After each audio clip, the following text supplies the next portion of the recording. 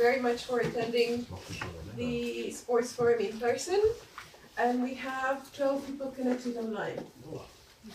Since it has been a long 2 days, and maybe since our time is limited, maybe we should start.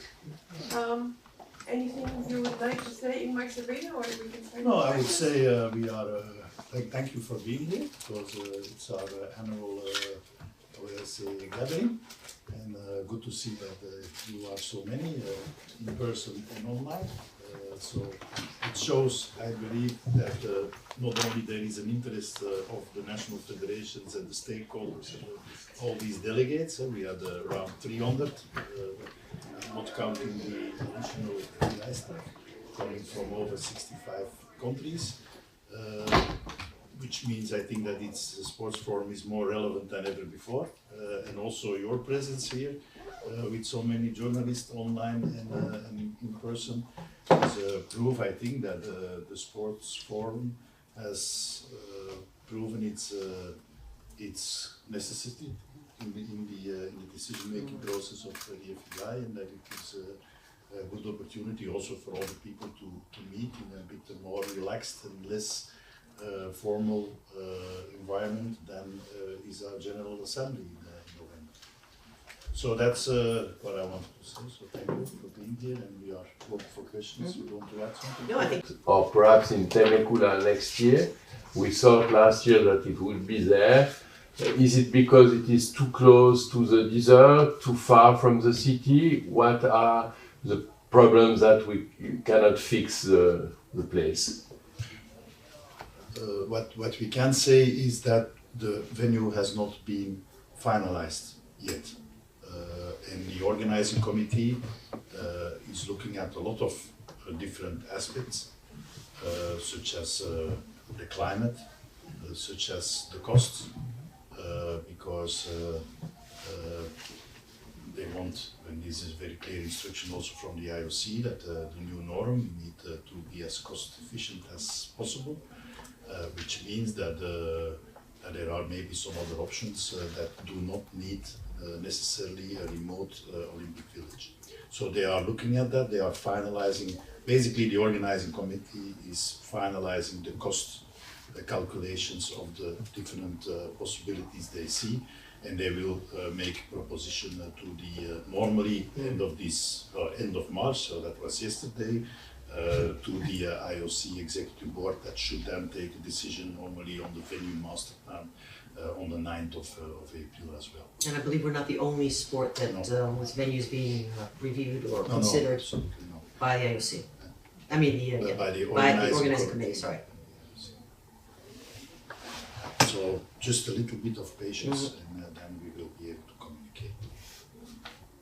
Which is the same as for the quota in the events.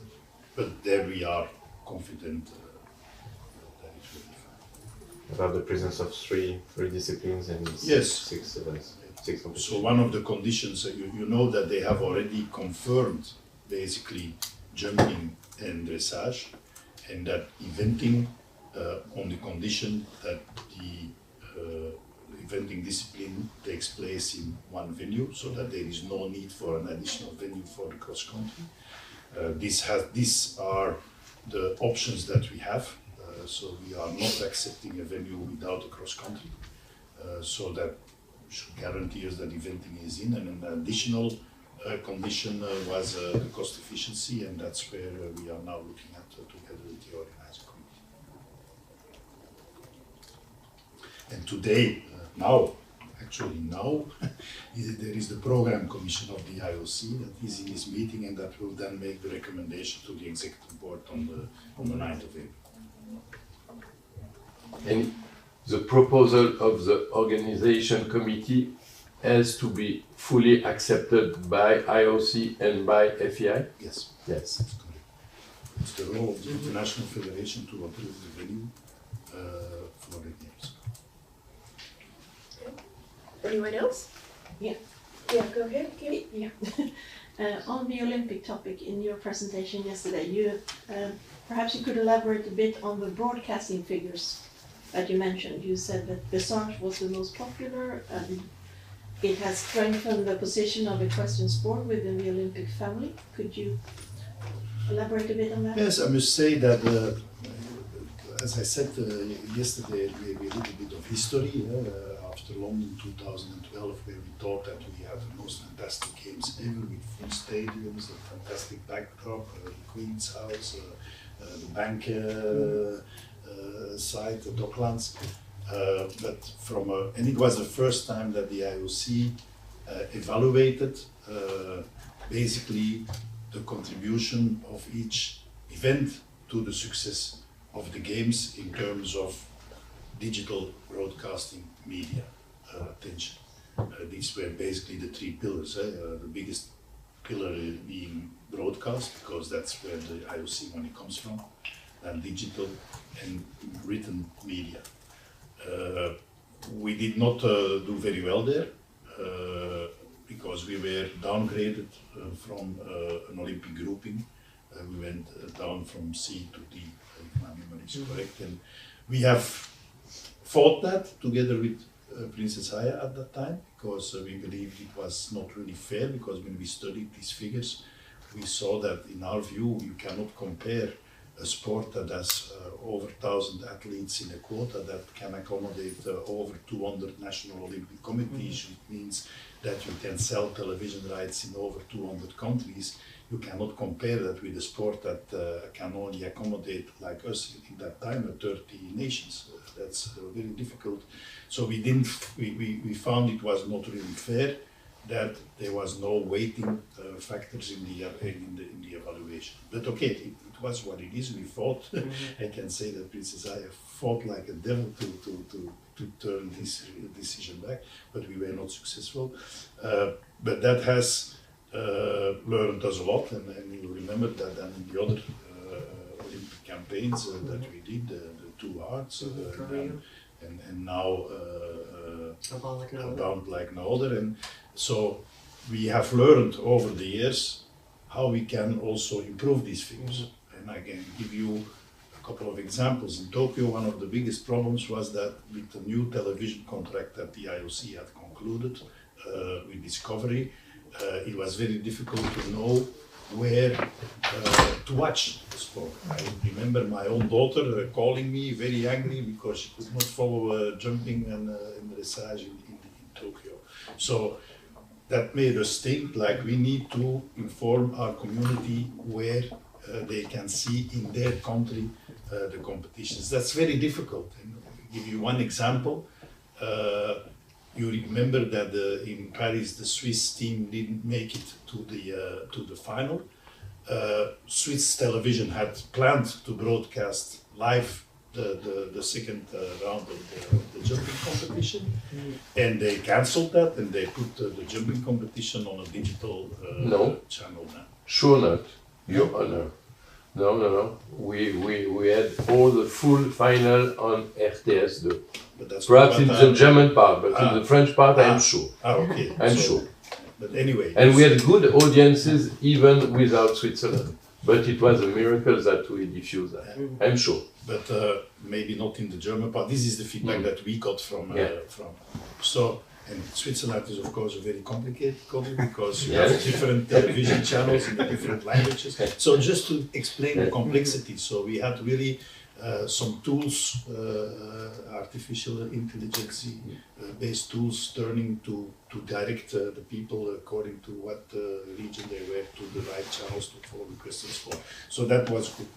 Digital performance, we have driven a lot of traffic to the channels, social media, internet websites that are measured by the IOC. So in general, we can say that we did an improvement of around 30% compared with Tokyo. And I must say I got a call from the IOC Director General congratulating the FEI with the performance. They were very happy. So that's really important to consolidate your place in the Olympic.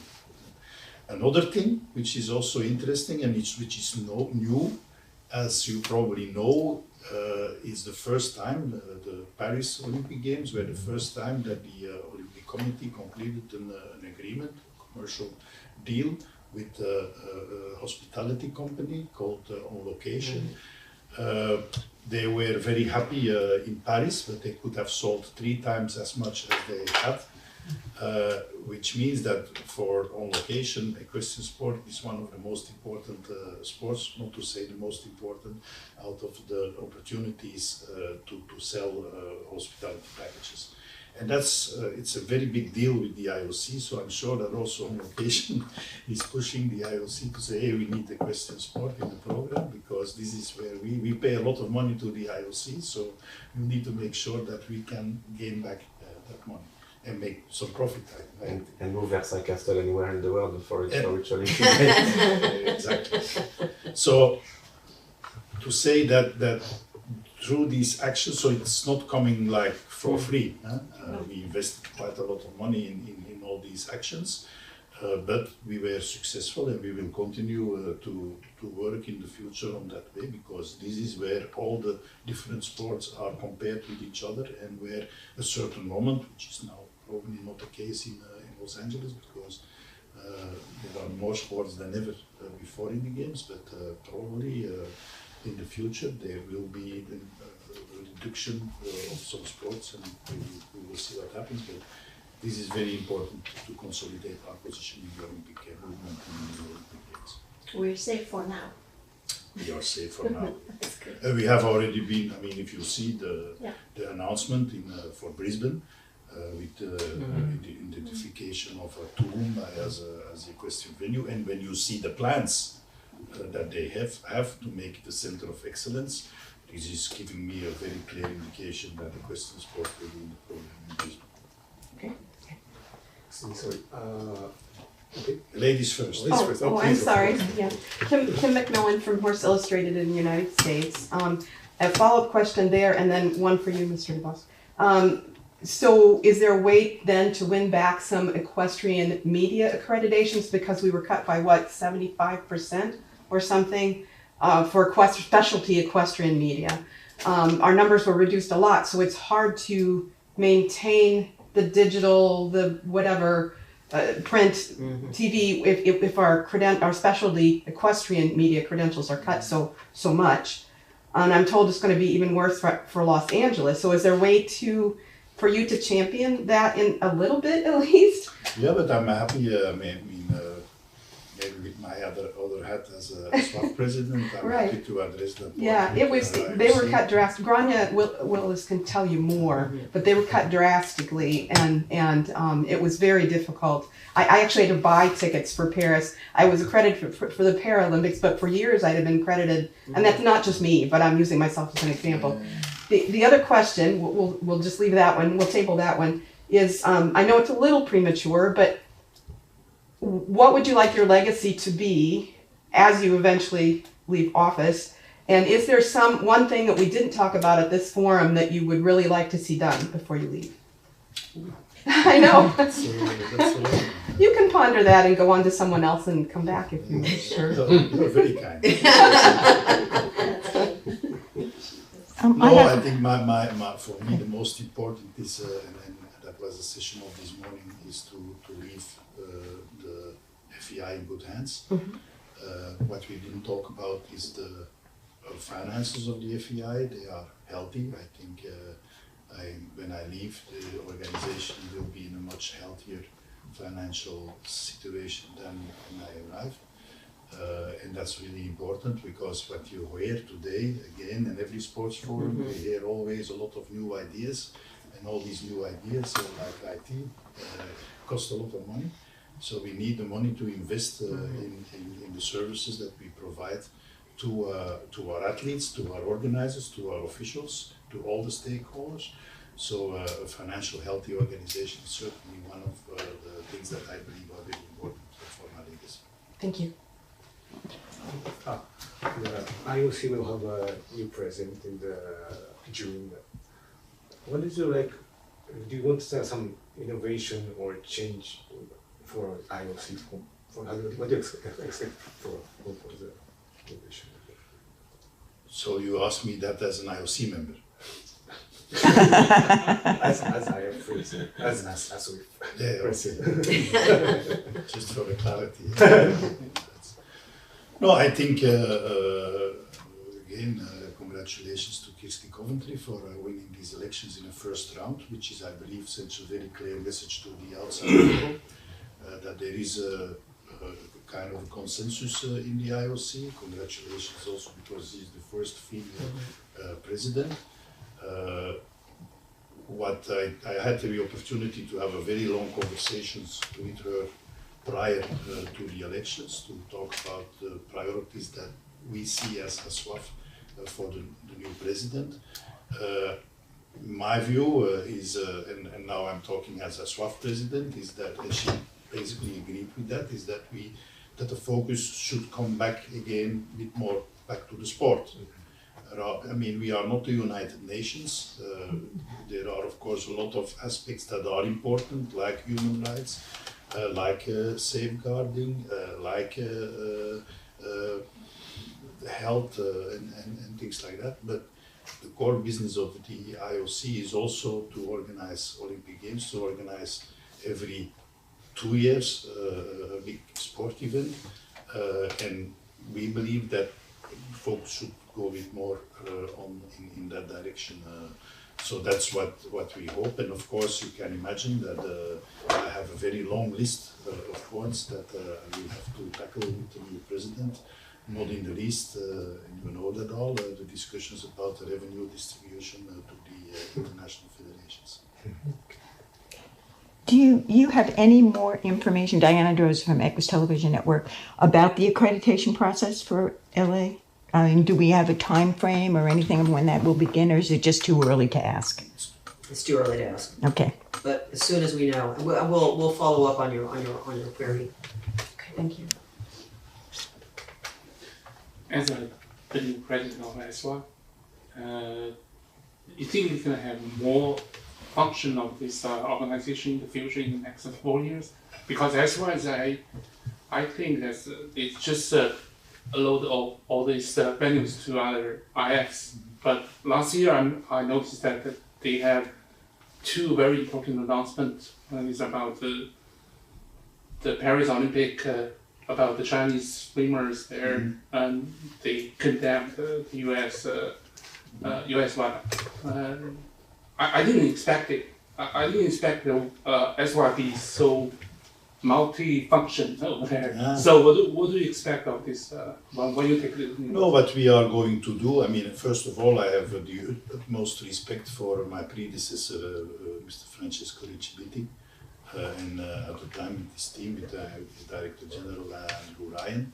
We are now a new team, and we want to put some new accents, without, of course, not forgetting to preserve the legacy of Riccibitti, but we are now going to do a survey with the members to understand what they think the role of SWAF should be, where we should maybe be better, what did we do right, what did we do wrong, and where our focus should be for the future. For me, certainly, and I said that also from the start, I want to improve the communication between the members, communication with the members, but also the communication with the IOC and the interaction with the organizing committees of the games, which is very important, but also, as you mentioned, with WADA, with ITA, International Testing Agency, so with all these other bodies that are have an impact and are involved in the sport. So it's basically making the network better and stronger. Not say faster, but certainly together. So I'm thinking that you're expecting more function of SOI in the future in the Olympic movement. Well, maybe not necessarily more, but more concentrated on what our membership wants. And what I feel is that there is really a need to, I would say, more structured dialogue with the IOC, and also then when we have these conversations with the IOC, also filter down the information back to the membership, so that there is a more common understanding. And I think multidisciplinary issues with organizing committees to help our membership to resolve that. I give you one example. As an international federation, we all international federation, independently from each other, had to find out how to deal with the French labor law, French labor legislation. So each federation did that individually. I think that's really the role of ASWAF to tackle that and to give instructions to the members on how to deal with these multidisciplinary topics. So I think also a bit more active role before and during the games. Basically, what we're trying to do with UPSO and the IPC, the organizing committee. Yeah, so let's not forget that Sabrina is a because what we're actually doing is we're establishing a strategy now for UPSO, which is Association of Paralympic Sports Organizations. So all the sports that are included in the Paralympic program are represented by this umbrella organization. I will finish now my 8-year term. I've been president for 8 years this year. And my legacy for that actually is we have started already as of last year to do a strategy as to basically touching the points that you've already mentioned for ASWAF, is to see where we can be of more use to our international federations and also consulting more with the IPC and having that role. So yeah, we'll hand the baton off. We have the IPC General Assembly in Korea, in South Korea in September, where the elections of the new president will take place. And I hope, and I'm sure that we will grow stronger as we move along. We have a question here.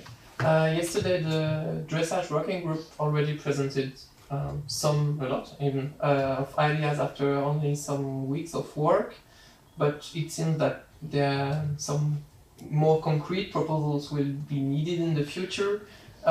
What's the time framework that you when you give them for this concrete proposals? I think by the time we get to the General Assembly, we'll have some definite concrete proposals, and this we will keep on working anyways. They will be sharing more in depth with the technical committee, but as you mentioned, they have been very quick in already getting together and having consensus, general consensus on many of the matters. So, but I think by the General Assembly, we shall be seeing some good proposals. Before that, we will have Europeans in Rosa in France. Do you want to implement already some new things there? Maybe for the image, for explanations to the wider public. I don't know. Or I think what you're suggesting is a very good idea. I'd have to check really with them, but of course, if there are things that we can already do as soon as possible, and it does not necessarily affect the rules and regulations, of course, but as best practices, then of course we would be doing that. Thank you. Sorry, one question about this forum. I'm sorry I didn't follow the whole forum because I have to come back from other competition in so much years. But I noticed that most of the topics about the rules change and the qualification system about the LA 2028. So why are these topics? I know, or is it just for the preparation of this LA 2028, or is going to be some change of this competition? For which competition exactly? I'm sorry. LA 28. Oh, LA 28. For LA 28. I mean, all these topics, most of the topics are focused on the rules changes. Right, but this year we're just talking about when it came to LA, it was specifically about the qualification. Yeah. So basically, where the quotas will go. We have always said that we have a clear consultation with our national federations about this. It's very important. And we will then submit, although in principle we even don't have to do that, but we want the proposal for the qualification this year and for the rules next year to be endorsed by our national federations at our General Assembly, so that everybody is in agreement and that it is a consensus when we send the proposal to the IOC, because in the end it's the IOC that approves the qualification system. We have a question online from Pippa Cookson, who says, FEI seems to be engaging more openly with the equitation science community. Andrew McLean's presentation yesterday seemed well received by delegates. How, though, can the FEI encourage riders to be more receptive to an alternative point of view as regards traditional practices and training methods that may in fact be harmful? I get the very strong sense that many elite riders think that you are only qualified to have an opinion if you have ridden at an elite level yourself. Thank you. Well, I think that the people that have been chosen for this ethical training methods working group, the level of expertise there, you cannot deny. And I think it was important to choose people that are really credible in that respect. And they have already met and they have already agreed on these principles. So I think if you come in, if you're talking to these writers and they're getting from these experts, it's a lot easier to accept and to you cannot deny the credibility of this information basically. So I think the level of experts that are on that group will definitely help writers understand the necessity of moving in that direction. And I think that you have seen already a very great evolution in the mindset, the change. I mean, I remember 2 years ago, the top writer said, "Oh, but horse welfare is not a problem at the top level; it's a problem at the lower level." Well, I think that the events have illustrated that that's not really the case. But I think the positive is about this is that now these same athletes are saying, "Oh, we really need to do something," and I think that it created a great awareness with the athletes that they need to bring their own sport back where it belongs. And I think, as Sabrina said, having done these very intelligent people with a big knowledge and that can convey the message in a very good way to the community, that helps a lot. So I think it really, we saw already a lot of improvement, we saw already a lot of more of awareness. We also saw with this dressage working group, which puts together strong characters together, that they done with opposite interests sometimes, that they come together with a consensus on a very short term. So for me, all of that is a proof that there is really a shift in mindset and that we are on the right track. This is my first sports forum, and I applaud the FEI for the fabulous job you did running it, and the whole thing was fabulous, I thought. Yes. What I'm curious to know is how it compares to the past, as far as countries, as far as attendance, that type of thing. Do you have any information about that yet? I mean, we can provide you with the statistics if you want.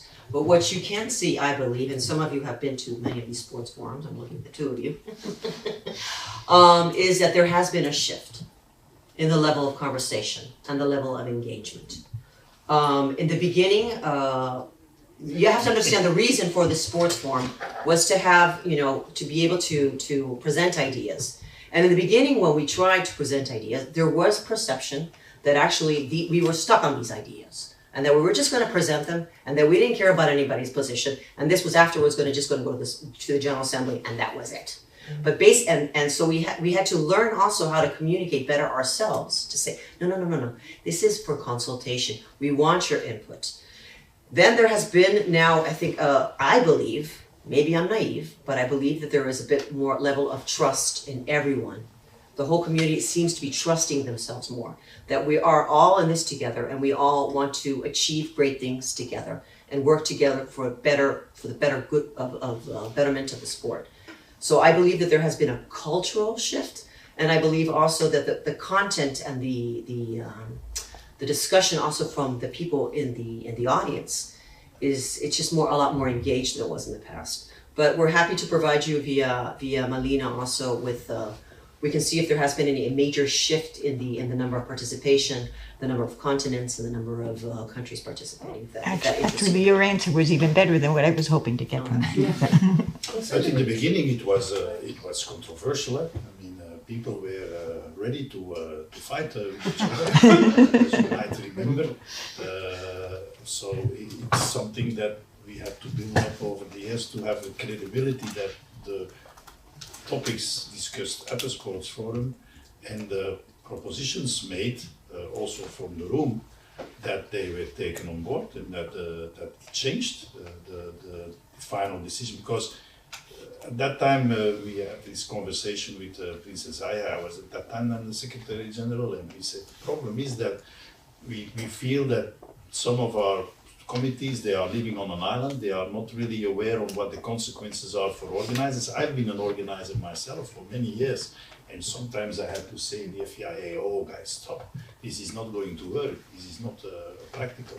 So testing all these new ideas with the community, with the athletes, with the organizers, with the officials, with the national federations, is very useful, because they can say, yeah, but that's fine, but you cannot do it like that, do it like this. And that's how this dialogue was established, and in the end I believe very successful. And for us it's good to have it here now, when there is still flexibility to adapt the rules according to the input we get, rather than going to a general assembly that is going to take days because nobody agrees on the proposals. So it helps our general assembly as well. Because sometimes there were unintended consequences that we were not, aware of. Another thing that we have done over the years, Imar, is the fact that we have created different consultative groups and task force that have different stakeholders on them already. So these people also help headquarters and the technical committees as well to think a little bit out of the box. And then also everybody is made aware of what the other stakeholder, some of their difficulties or challenges they may have. So there is a better understanding. But all this takes a lot of time, a lot of effort, and it costs a lot of money. But in the end, it's all worth it. It's worth it, yeah, for sure. So I have a question. Pardon. Maybe Kim? Lady. You were touching on the FEI Green Welfare Strategy, and last year we saw 52 action points, I think. Yesterday we heard about 37 action points. How do you feel about the progress on this in terms of SLO as a big threat to the equestrian community? Is the progress enough? Is it going fast enough, or do you wish to put in a Formula One? As far as I'm concerned, you saw speeding on Sunday so much there with the whip yesterday. Yeah. So, I mean, we do have somebody now on house which will not let us forget ever what we're supposed to be tackling. And I have to say that in-house, there is probably weekly meetings on the different actions that we need to establish. So I don't think we can go faster than fast. In addition to that, we need to do our regular work. So regulating and ensuring that everything's fine, and the whole safeguarding and whatnot. So I think we're doing the best we can with what we have. And I think what so much has been good at also is helping just ensure that we're on time. And there will be also, of course, at the General Assembly an update on maybe not as in depth as we got at the sports forum, but of some of the achievements that we may have been able to have since we met now in the sports forum. So you'll be always updated. Will always be on the table. Yeah, it will be a recurrent point on the agenda. But also to say that we have been now working on a kind of a restructuration of the FEI. Indeed. And an important, we have renamed, not only renamed, but also Reframed. Competition of Reframed.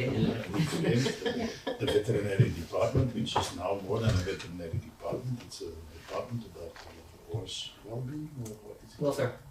Yeah, and that will actually, that whole thing comes into place as the 1st of June. So right now we're kind of in the transitional stage of the FEI. And this is also to prepare for the future. For the future. Talking about, about the next forum, I have a question. Ingmar, you said yesterday that it would be possible to discuss about the Olympic format for 28, even next year. I remember that after Tokyo, we had only 3 years, but we had 3 years, and it was a bit late to discuss about the format.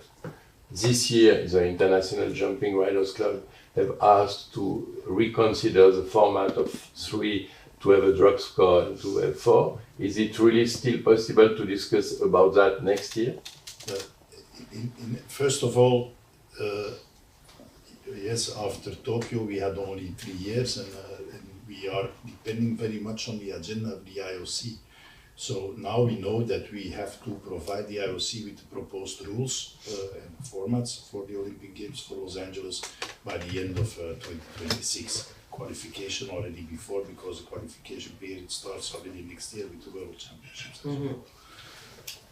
But okay, I mean, everything can be discussed, but we need to be realistic. And I mean, I don't believe that we will be able to increase our quota. So if they want to go back to a format with 4, and I hear everything nowadays, first round with 4 in a drop score, and then the second round with 3 with no drop score. They like the format of the League of Nations, and I'm very happy with that. But this will have an impact on the number of teams that can participate, on the number of flags, and then you have immediately the consequence that less flags means less broadcast interest, less broadcast revenues for the IOC. So we need to be careful what we wish for. But that, I mean, we are living in we are a democratic organization. So if the International Jumping Riders Club wants to propose that, they can propose it. Will it be accepted? That I don't know, because the quota will have to come from somewhere. And we are now working based upon the actual situation with 3 riders or 3 athletes in a team, and the qualification system is based upon that. So it will not be possible, in my view, to change that still for Los Angeles, but it can always be discussed for Brisbane. Because if that would be the case, then we need to take away qualification slots from regions, and that will be a very difficult discussion, because where are you going to take that? So, okay, I would say we can discuss everything. It's not our intention to make drastic change to the formats, but we are happy to look at some of the details, and like we did and there are some ideas to further adjust the formats, but the 3 without a drop score for Los Angeles, I'm afraid that this is not another system is not an option, for a very simple reason that our whole qualification system is based upon that. A question for Sabrina: how would you analyze what you heard this morning and the first session that your neighbor did not attend? My neighbor. Yeah, I think the discussion was really good. I was surprised they didn't know I was in the room. And I agree with the fact that I think it's good to have clarity as to the future. And for me, the bottom line is, from what I understood and what I repeated this afternoon, is that we do now, everybody wants clarity as to a real job description for the president, and also definition as to how that would work with the Secretary General. And the more transparent we are, more defined we are, the clearer things are for everyone. So I think it's a good idea. And I was not in the room, I was sitting in my office here watching it, because I did not want to, how you say, bias the discussion. I didn't want to be involved, because I would probably not be able to hold my horses, so that's why I was there. But I think it was a very interesting, well organized session, and I see it as a part of my legacy, is to have, because when I started, we had talking about back in 2014, we had different types of candidates, and it could have been all directions. And I think because there was never a consultation or a thought or a think process about it. I think it's really important for the membership to, especially with my experience as a president and how the world has evolved, like has been explained by James Carr. We need to seriously think about what you want, and I wanted just to give an opportunity to the membership, the national federations, that in the end are the ones that propose candidates, that they think about and express, if ever, if they have one or another direction, that they have at least had the opportunity to think about it and to have a dialogue and a conversation about it. That was really very important for me, that they do it. What the outcome was, I didn't want to prevent on the outcome. Maybe the outcome is we can have any type of president, but I think here the conclusion was quite They clear, were. and it was also very good that they saw the connection with the Secretary General and the role of the Secretary General in this. So I think the working group, the independent working group, that has had now a very good indication on what direction they need to work when they come to with a proposal to the board in June. Two quick questions, hopefully. One, I think I read that the para-equestrian sport in Paris was one of the most well-attended of the para sports at any venue. Is that correct? Do you know? I don't know, Okay, but I hope that's so. yeah, I mean the stands were full every They day. were full. They were Yeah. full. Secondly, is this? I Polish. guess. Yeah, right. I But won't make. we that. have not. But wait a minute, No data. they did reduce the number of tickets that they sold. Oh. So let's not forget that. Yeah, They but left the stadium that's pretty what I much what it was, Okay. but they did reduce the number of Okay. tickets that they sold. Yeah. Okay. Yeah, they capped it, so. Okay, I understand, and I won't quote But statistics. we but I was have just not curious. yet received the figures. No, we haven't got anything. Okay. The second question being, I get the impression, and maybe Melina can confirm this, that maybe this is more well attended by the media than past ones. Is that correct? That is correct. It's someone from FEI told me that you. Oh, I think it was Didier. Told me that you thoughtfully combined that or moved this back into March so that it could be near the World Cup finals to make it more possible for those of us traveling from further away to be here. It is true that we were looking at the carbon footprint Okay. as well, and thinking that sure. also, it would make more sense Yeah. if we could have it closer to. Right. Otherwise, we may have had it next week or so. Sure. But As- take as it advantage of happened. the fact. Right. So is there any possibility that you might consider hosting the sports forum in the United States for the first time next year to kind of pair it with the World Cup finals? That's a very interesting concept. Just, The only just issue with throwing- that is really it's financial as well. Well, yeah, and Yeah. you have all your staff here, whereas you wouldn't That's- have them all there.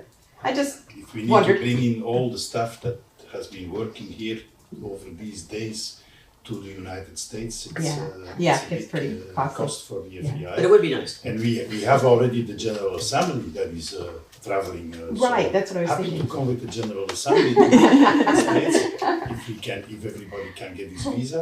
But so we have our General Assembly already traveling, and we believe also another aspect which is very important is that for the federations, they come to Lausanne, they can have also one-to-one discussions with certain departments. For the people that are new, we have every year new presidents, new secretary generals, new sports directors.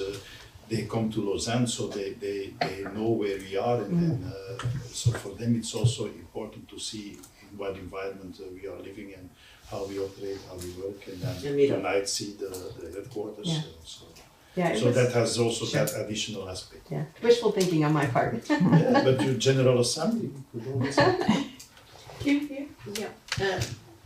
You two are known as the dynamic duo, and you've sort of both gone in the same path, being Secretary General.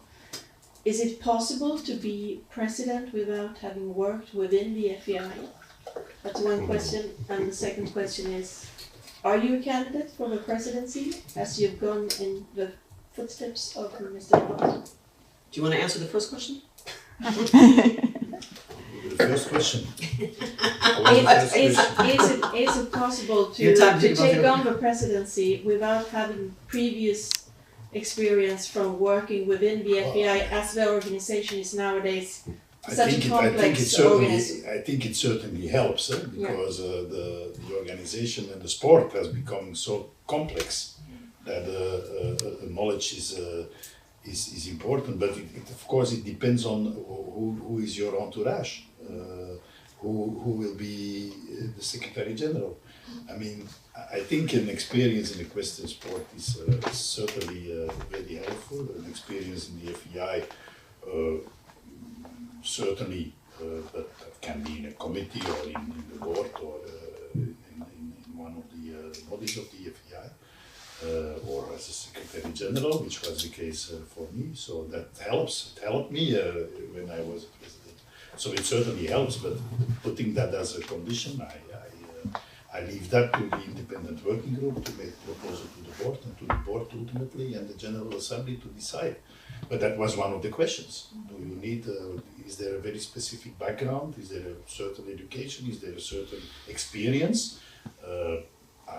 We have had in the past people that became president that had no experience with the FEI beforehand, well in the sport, but not in the FEI as an organization, and they also did a good job. But let's not forget, the sport has become more and more complex. You have to navigate, and I always remember Thomas Bach, when I came the first time to him to introduce myself as 10-time newly elected FEI president. He said to me, "Nimer, you have far out the most complex sport and most complex federation of all." And I looked at him, I was like, what is he talking about?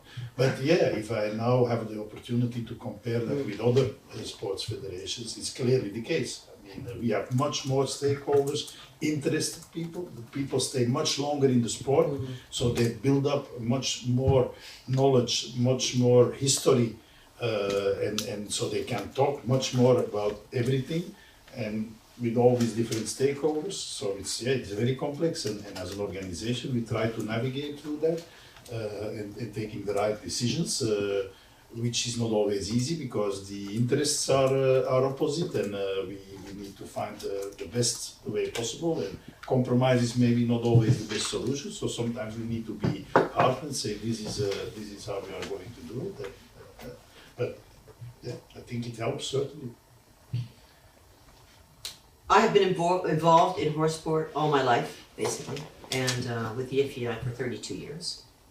So my intention is to continue serving the FEI. And it will be interesting for me to understand the job description of the Secretary General and the President. So we shall see what that looks like in the future in November, and then we'll see, basically. Right now it's too premature to put, to say one way or the other. Let's first wait for the conclusions of the Commission and the recommendations of the board to the General Assembly about what type of profile one is looking Makes for, sense. and then that's another story. Then you can ask, then you can rephrase the question. And maybe when the new organigram is in place by June, you said?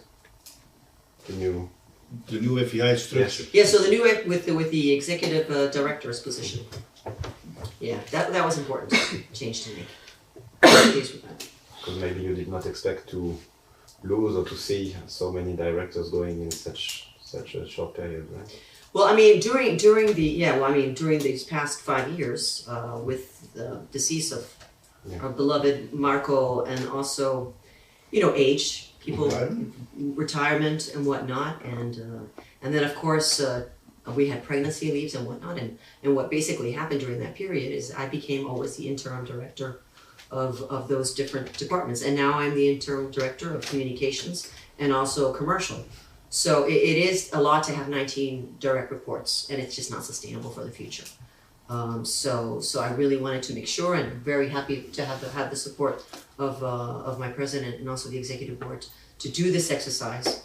And it's time. We intended to do it already. The plan was to do it already in 2019, but then came COVID, and then came EHV, and then we didn't have time to do whatever. So we picked up again. But now it's done. And now it's down and done-ish. We're getting there. We are in the executive phase. Yeah, we are. So, yeah. We've been going on for 15 minutes maybe, and Ingmar and Sabrina will need to leave soon. So perhaps maybe a couple last questions? Yes.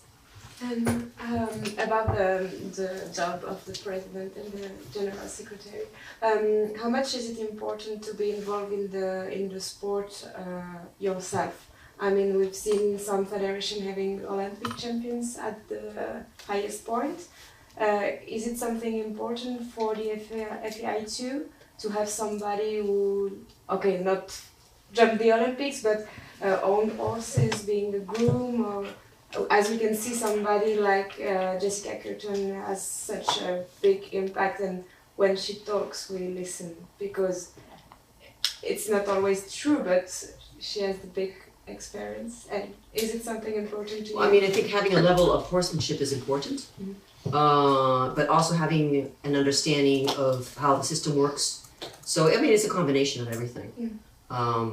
You do have your levels of expertise in different fields. You can't be an expert in everything. Yeah.